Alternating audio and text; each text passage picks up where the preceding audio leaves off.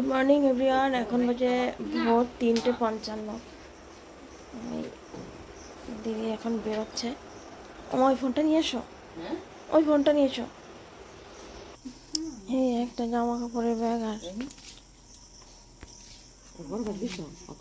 এই ব্যাগে আম আছে, দুটো ব্যাগ। হ্যাঁ, ওই বাবু যাচ্ছে স্টেশনে ট্রেনে তুলে দিতে। সব যাবো, মোবাইল নেই পুরোটা।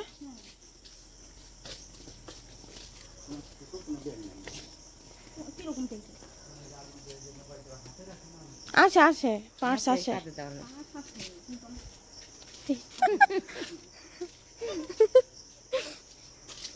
এই যা শয়তান।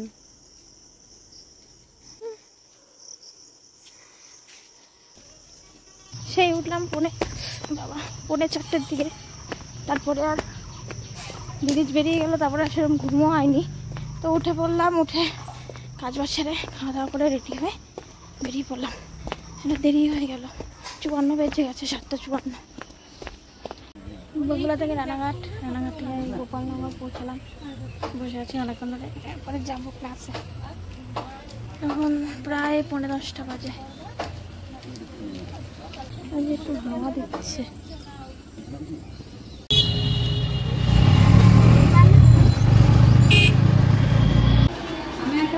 এই একজন কাজে ব্যস্ত, এইও কাজে ব্যস্ত, এও কাজ করছে। এর তো কোনো কামধাম নেই, শুধু শয়তানি করা, রিলস বানানো, এইসব করছে। আমি কাপড়ই আনিনি, করবো কি? আজ তুমি কেটে নিতে পারতে। এখন বাজে 2:15। এই ক্লাস থেকে বেরিয়ে টোটোয় উঠলাম। এই হচ্ছে বাইরের সিট, মানুষ মারা পড়ে যাবে রোদে। বাবা,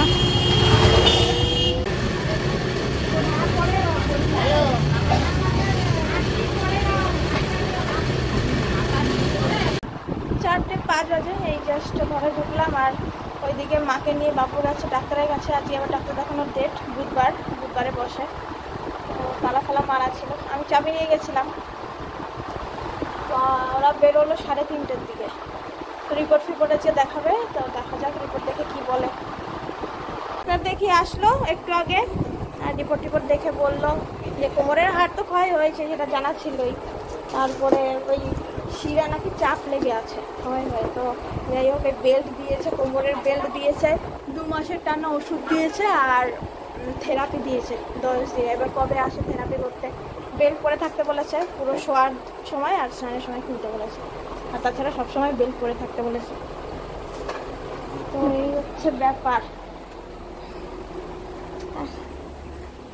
এখন বাজে প্রায় 10টা। তখন ওই সন্ধেবেলাটায় আমি তো আর ভাত টাত খাইনি, মা আর বাবু ভাত টাত খেয়েছে। আমি তারপরে কি আম খেলাম, খেয়ে মাও শুয়েছিলাম, আমি শুয়েছিলাম। আর বাবু ওদিক দিয়ে একা একা রুটি বানিয়েছে। আগে তো মা করে দিত, এখন একা একাই করে নিচ্ছে। তো বাবু রুটি খেলো, এখন আমি আর মা আবার খাবো। ওইদিকে মা খাবার নিয়ে বসে আছে। আর এইখানে চাঁদটা দেখো কত সুন্দর, কি যে দারুণ লাগছে না। উফ।